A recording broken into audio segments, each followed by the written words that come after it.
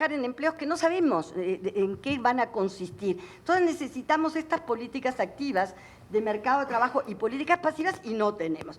En América Latina habían venido creciendo en la década del 2000. Norma es una experta en este tema, entre otros tantos, pero recuerdo desde comienzos de 2000, cuando veíamos en CEPAL tu trabajo sobre políticas del mercado de trabajo. Bueno, pero después del 2010, empiezan a disminuir estos instrumentos. Pero lo más grave es, vean ustedes dónde está México. Y esta estimación yo creo que además puede ser discutible, pero sale de datos de la OCDE, que es mientras, por ejemplo, Chile gasta el 0.11% en estas políticas, de mercado de trabajo en relación al gasto público, México gasta el 0.01%. Es decir, estamos en la calle en este sentido. Solo 6 países en América Latina tienen seguro de desempleo y nosotros no lo pudimos hacer. Bueno, no veo esta otra diapositiva que sigue, pero déjenme ya como para ir terminando una cosa muy, no sé por qué, ahí está, un momento. Miren, esto nada más es para decir dónde estamos. Y no quiero tanto detenerme en las diapositivas que ustedes van a ver acá, sino en decirles exactamente unas tendencias rápidamente, casi a modo de conclusión, para que Arturo pueda decirnos cómo salimos de esto. Y por supuesto les dejo lo más difícil. Bueno, miren, la primera cuestión, tenemos el salario mínimo no solo más bajo de la región, sino prácticamente el único por debajo de la línea de pobreza. Tenemos que se redujo 2 puntos porcentuales la informalidad, o sea, ¿qué es lo que quiero decirles qué está pasando, ¿no? Para no y de ahí se pueden ustedes imaginar lo que va a pasar en el futuro. Se redujo 2 puntos porcentuales la informalidad en los últimos años, después de 2012, pero también los empleos con mejores salarios y aumentó el porcentaje de los ocupados que no pueden, vean el índice de tendencia laboral de la pobreza, adquirir la canasta básica por el ingreso al trabajo. El salario mínimo obviamente no se corresponde ni con el nivel de competitividad que tiene frente a otros países de la región. Vean dónde está México en nivel de competitividad y tiene uno de los salarios más bajos. La distribución funcional del ingreso entre trabajo y capital está en el peor lugar de la región y tiende a caer. En la manufactura, los costos, aquí está la muestra de cómo crecieron los empleos de menos salarios y disminuyeron los empleos de mejores salarios. La manufactura, que serían los empleos amenazados, los que realmente vamos a perder, los costos laborales hoy equivalen al 16% de los costos de Estados Unidos y los costos laborales unitarios tienden a caer. Hoy realmente podemos decir que cayeron 20% desde 2008 y esto que no está recogiendo pues el incremento del dólar. La industria automotriz mexicana, que es el boom, el éxito y nuestra gloria, genera, es cierto, 800,000 empleos aproximadamente, pero solo el 11% están en las ensambladoras, el resto en la cadena y cada vez a medida que nos alejamos de las ensambladoras con salarios más bajos. El costo laboral por vehículo en México es entre 2 y 3% del costo total del vehículo. Fíjense lo poquito que le toca a los trabajadores, mientras en Estados Unidos equivale a más del 12%. Hay una total desarticulación, quiere decir que estos datos salen, entre otras cosas, de investigaciones que estamos haciendo con Jorge Carrillo y Nelson Flores en el tema de multinacionales. Este otro es de un libro que está a punto de aparecer con 18 casos de estudio, ¿no?, sobre multinacionales. Hay una total desvinculación entre salario y productividad y no hay relación alguna, salvo excepciones, entre innovación productiva y progreso sociolaboral. Los buenos empleos de las multinacionales son lo que las empresas quieren que sean. Son buenos o malos según lo que las empresas quieran. Esto dicho abiertamente por empresarios y directamente por Dieter Neuhauser, que era el vicepresidente de Recursos Humanos de Volkswagen de México. O sea, en este país las condiciones de trabajo son lo que las empresas decidamos que van a hacer. Ni la CTM se opone a que mejoren, pero no hay nadie que nos constriña o nos presione o nos exija que tengamos mejores sistemas de relaciones laborales. Por eso él decía, aquí se cumple un proverbio muy conocido que es: al país donde fueres, haz lo que vienes. De manera que esta es la situación en las multinacionales. En suma, la mejor contribución es el volumen del empleo, pero claramente las empresas, multinacionales, no nos están resolviendo la crisis del empleo. Y en el último estudio que estamos haciendo para la OIT, en su segunda fase, sobre la calidad de los empleos en multinacionales, acabamos de terminar, son datos que acabo de terminar, sobre el censo económico, que pocas veces se ha estudiado esto, viendo lo que es la calidad de empleo en multinacionales comparando con no multinacionales. Y los resultados que nosotros encontramos, y ustedes los pueden ver, y básicamente lo más importante, miren, aquí ven, perdón, no sé dónde quedó el otro, aquí. Si ustedes ven este cuadro, no podemos ver todos, muy pocas dimensiones hay mejoría entre las multis y las no multis. Una es salario, otra es reparto de utilidades, pero fíjense ustedes que el salario, en los últimos, desde los dos últimos censos, que son los que pudimos comparar, 2009-2015, tienden a caer en los dos casos. Están por debajo de la inflación, del incremento de la inflación, o sea, no hubo incremento de salario real en todos estos años en las empresas multis, y además están por debajo de los incrementos logrados por el salario mínimo. Bueno, esto es lo que tenemos y esto es lo que podemos perder. No voy a presentar aquí las conclusiones, muchas fueron dichas, quiero darle la palabra a Arturo, pero justamente el último punto, uno de los últimos puntos de mis conclusiones era este, el de que la agenda de transformaciones que requerimos evidentemente no está puesta en la escena, ni política ni de ningún otro ámbito. Y que uno de los aspectos, digamos, más importantes a tomar en cuenta en esta agenda de transformaciones es, el debate es incipiente, los actores prácticamente no están comprometidos con esto. El gobierno no les interesa, los partidos no lo tienen como un punto central de la agenda. Sin embargo, hay algunos procesos de transformación que pueden ser básicos para una cuestión fundamental, que es fortalecer el Estado de Derecho en el mundo del trabajo y desbloquear el circuito de representación. Porque creemos, de representación colectiva, sin sindicatos o sin organizaciones que hablen por los trabajadores, el futuro del trabajo no puede ser algo diferente que lo que viene siendo en los últimos 30 años. Y Arturo se va a ocupar de todo esto. Muchas gracias.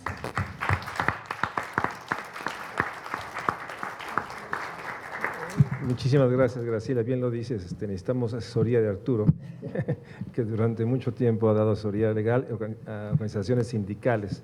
Después de este panorama, y posteriormente tendremos los comentarios, los primeros comentarios de Norma Samaniego. Arturo, muchas gracias por estar. Tienes la palabra. Qué amables, muchas gracias. A mí me corresponde un poco hacer una reflexión sobre efectivamente cuáles serían algunos cambios en el marco jurídico, en esta perspectiva de Estado de Derecho, defensa, representación, y quisiera dividir comentario en tres partes. Una, cuál es el marco legal, los apartados, sobre todo para tener el punto de referencia de este conjunto de cambios, intentando hacer énfasis en esta última reforma que ha sido poco conocida, pero que es muy importante, cuando menos desde el punto de vista jurídico, que es la reciente reforma constitucional del 24 de febrero de este año, ¿no? Que es, como lo anunció el presidente, y yo comparto esa afirmación, la más importante reforma en los últimos 100 años en nuestro país, al menos en el campo normativo. La advertencia que de siempre, pues, es que una cosa es el mundo de las leyes, otro el mundo de la realidad, otro muy lejano es este respaldo ciudadano, respaldo popular que notamos escaso, hay poca, digamos, preocupación, participación, y quizá la peor de las noticias es que hay menos voluntad política por parte del gobierno de hacer efectivos estos cambios, sobre todo porque esta última reforma se llevó a cabo bajo la consideración de participar en el TPP. Esas eran las exigencias que planteaba el Acuerdo Transpacífico para que México pudiera formar parte del mismo. Entonces, llevó a cabo estos cambios pensando en ese escenario. Viene Trump y se va el TPP para afuera, y entonces se quedó la reforma un poco colgada de la brocha ahí. ¿Cuáles son estos tres espacios? Bueno, uno es el campo de la legislación general que ustedes conocen, del artículo 123, en su apartado A, que se refiere a los trabajadores en general, con su referente en la Ley Federal del Trabajo. Otro, que es el de los servidores públicos, el apartado B, y que, aunque lo consideramos un tanto excepcional, en el entorno de nuestra movilidad laboral y del movimiento sindical mexicano tiene una gran importancia. El sector público, no solamente el central, el de las secretarías de Estado, sino sobre todo el de los organismos descentralizados, instituciones educativas, es uno de los pocos espacios donde el movimiento laboral continúa con cierto grado de movilidad. Y un tercer espacio es el de los trabajadores al servicio de los estados y municipios. Esto es esta capacidad que tienen, o legal, esta digamos, facultad que tienen los estados para regir y crear su propia legislación, y que tuvo un referente concreto en la Constitución de la Ciudad de México. Por aquí anda uno de nuestros constituyentes, y entonces él nos podrá contar al respecto, porque creo que se diseñó uno de los marcos pues más modernos, más actuales, cuando menos en el aspecto laboral, el capítulo laboral de esta Constitución de la Ciudad de México. ¿Cuáles son los temas alrededor de los cuales se lleva a cabo la reforma? Yo lo dividiría también en tres. Uno, en el tema del derecho individual, ustedes lo saben, con tres partes, que son el tema del nacimiento, cuáles son las reglas bajo las cuales nace la relación de trabajo, y tiene que ver mucho con lo que ha comentado Graciela, cuándo se actualiza una relación de trabajo clásica para que puedan acaecer el conjunto de protecciones legales, protecciones alrededor del salario mínimo, de estabilidad en el empleo, en fin, y este es una frontera de gran disputa. Ahí uno de sus grandes acechanzas, pues sin duda es la subcontratación, el outsourcing, las formas precarias y todos estos procesos de automatización que sin duda transforman las reglas tradicionales de la vieja regla de que el trabajo se daba cuando, digamos, se actualizaba la hipótesis de un servicio personal subordinado bajo el pago de un salario. Esta era la regla. Entonces, esta regla formal, jurídica, la pregunta es qué tanto tiene que ver con estas gigantescas transformaciones. Un segundo tema tiene que ver con la duración. ¿Por cuánto tiempo dura la relación laboral? Se supone que el principio es que esta duración depende de la materia del trabajo. Si la materia es permanente, la relación es permanente y esta pues continuará hasta en tanto concluya esa consideración material, objetiva, que es la materia de trabajo, que determina si un trabajo es por obra, por tiempo determinado, por tiempo indeterminado, o esta llamada modalidad de planta cada vez más precaria.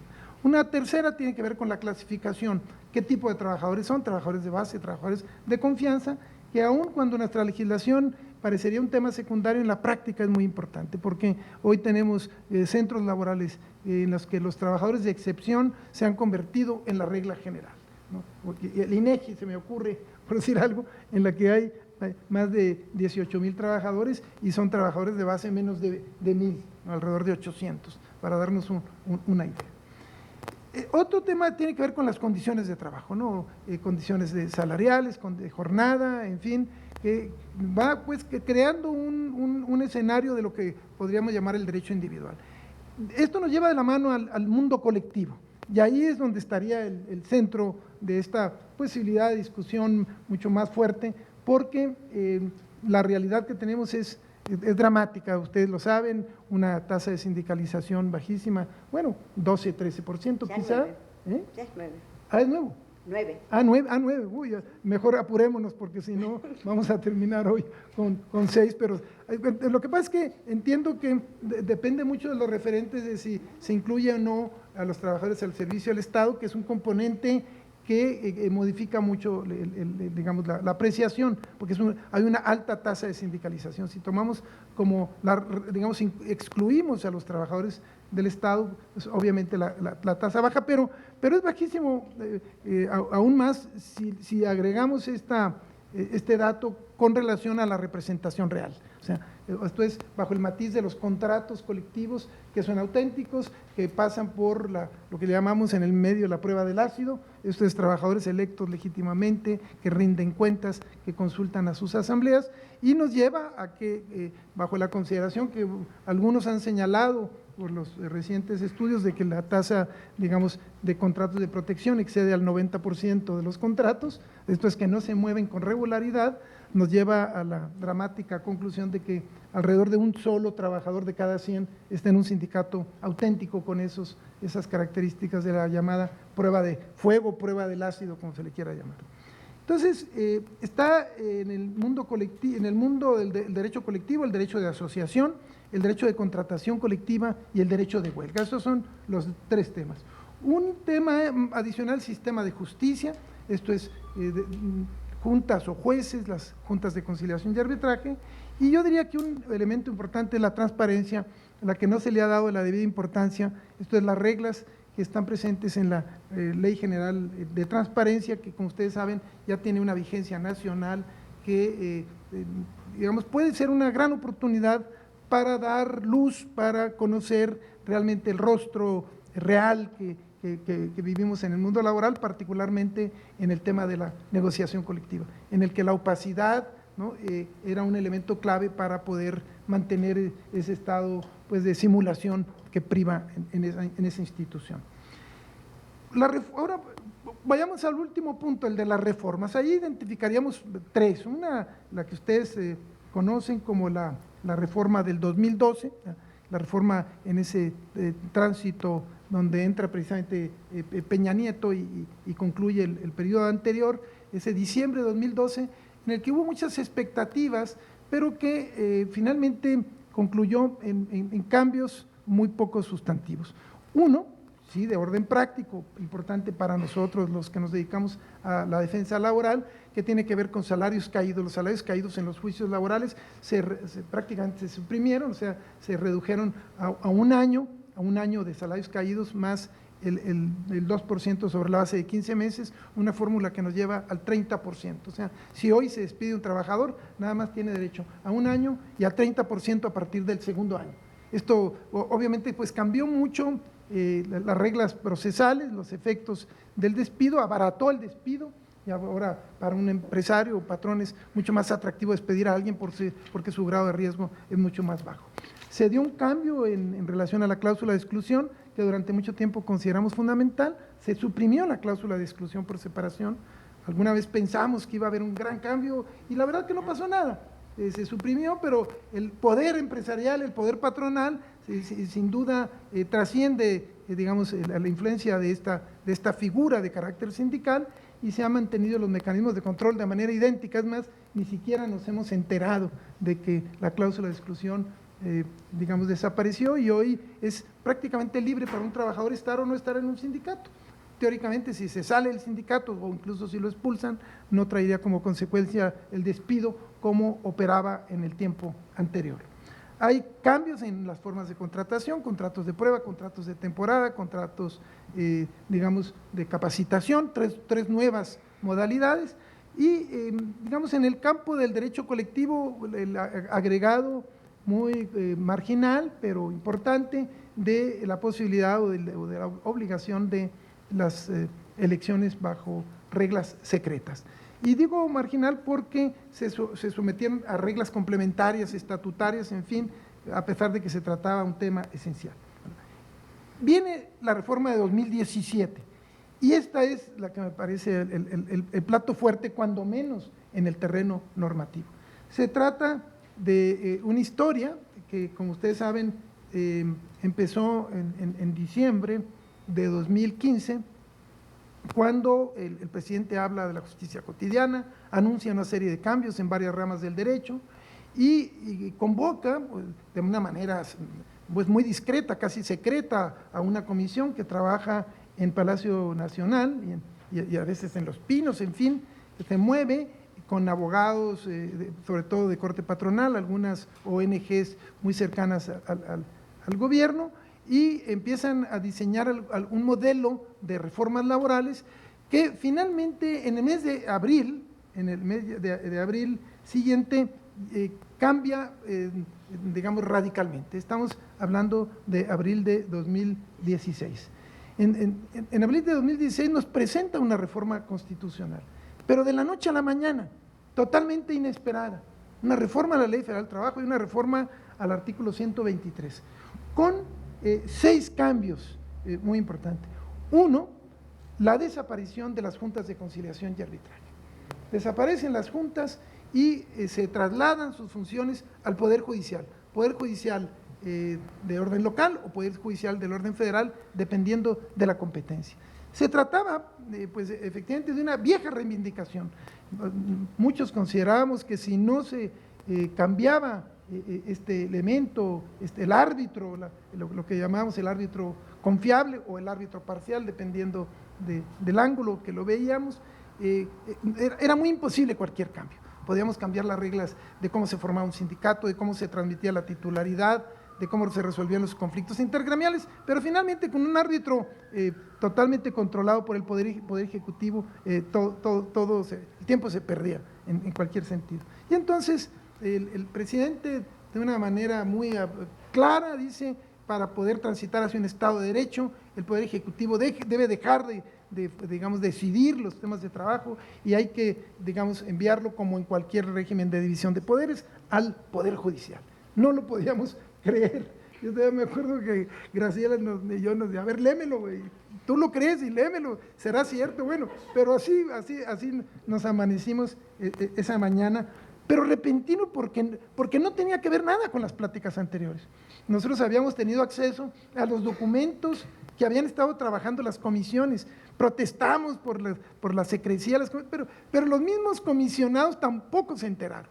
Esto fue, bueno, ya después empezamos a descubrir que fue una exigencia puntual del gobierno norteamericano en términos de, si quieres entrar al TPP, pues hay un capítulo que se está condicionando donde se plantean estas reglas. Yo creo que eso es fundamental, aunque también creo que hubo una presión internacional derivada de las quejas ante la OIT, ante la queja 2694, que fue una queja que cuestionaba la integralidad del modelo laboral, en la que se allanaron las centrales más importantes del mundo, la Central Sindical Internacional, la FITIM, la Industrial, en fin, que se reunieron varias veces con el presidente de la República y que le dijeron que este modelo, pues caracterizado por la corrupción, por la simulación, por la contratación colectiva de protección, era insostenible, y hubo una denuncia, una campaña internacional contra México, que incluso fue retomada por el gobierno de los Estados Unidos. Es impresionante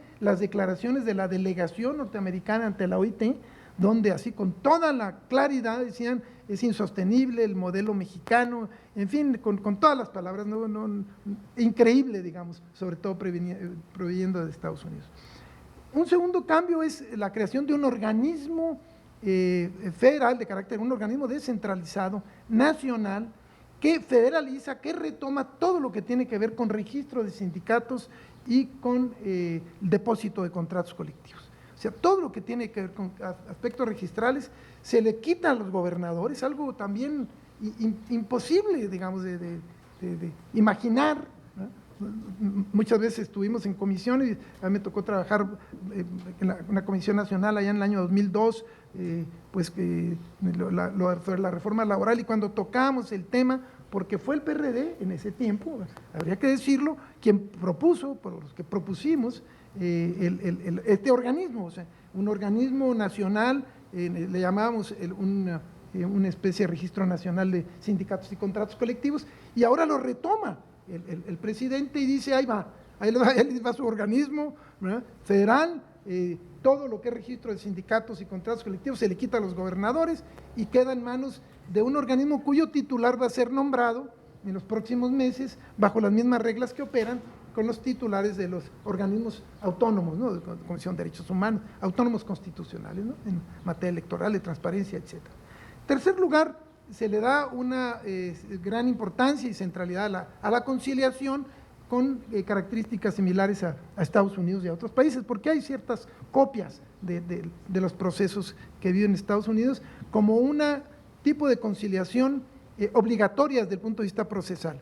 Esto es, este organismo nacional va a ser el encargado de conciliar, se le quita a la Secretaría todas las funciones de conciliación, o sea, prácticamente se sustrae todo ese grupo de viejos conciliadores, y yo diría que en algún sentido, algunos de ellos prestigiados, en fin, y se envía a este organismo que se encarga de la conciliación en materia federal, y a nivel local cada estado tendrá su propio centro de conciliación, ¿no? O sea, cada estado va a tener separado del Poder Judicial, O sea, cualquier juicio primero tendrá que ir al ámbito de conciliación.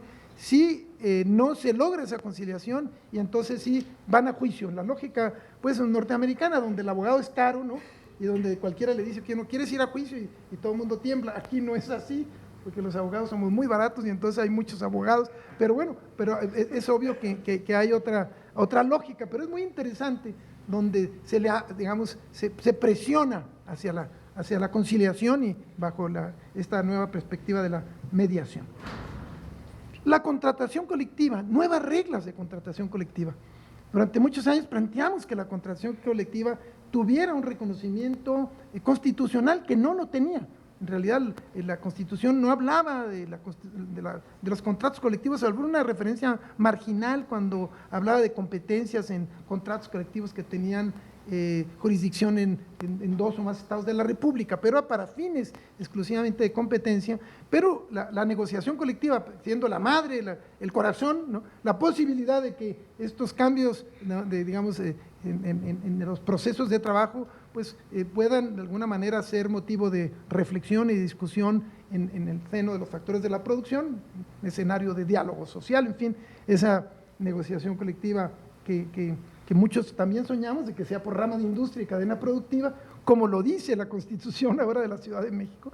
Curiosamente lo dice con esas palabras: el gobierno de la Ciudad de México deberá promover la negociación por rama de industria y cadena productiva. No lo podía yo creer también cuando lo leía, ¿no? Pero eso es muy interesante. El punto es que hoy en materia de contratación colectiva se establecen nuevas reglas. No solamente se eleva a rango constitucional, sino que también se señala la figura de la libertad de contratación, la necesidad de representación gremial, la necesidad de consultar a los trabajadores para el estallamiento de una huelga. Hubo una discusión en el Senado, nosotros estuvimos muy cercanos ahí a ese proceso, y hubo la posición del PAN, la posición de Lozano, del famoso Lozano, que todavía nos siguió haciendo daños. Lo bueno es que ya se fue a Puebla ahora, ¿no? Pero estuvo ahí como senador presionando para exigir mayorías, expresas y puntuales, cosa que no estábamos de acuerdo para el ejercicio del derecho de huelga, y nosotros estábamos en la perspectiva de una representación que fuera, definida en la ley secundaria, ¿no? Para no hacer muy pesada las exigencias en el escenario de emplazamientos de huelga frente a la firma de contratos colectivos sin emplazamiento de huelga, porque ahí está uno de los grandes nudos, ¿no? ¿Cuáles son las reglas para firmar un contrato colectivo con o sin emplazamiento de huelga? Los empresarios quieren reglas laxas para seguir firmando, aunque haya las reglas que quieran, pero seguir ellos designando el sindicato de su preferencia y ponerle obstáculos y toda clase de dificultades cuando el sindicato emplaza huelga. Esto es cuando empuja la puerta, como dicen los abogados empresariales, ¿no? Cuando entran por las malas, ¿no? Y cuando entran por las buenas, entonces ahí tener la puerta abierta, y ir por las buenas entienden cuando ellos escogen al sindicato. Y entonces, en esta reforma hay una nueva fracción, la 22 bis, que señala que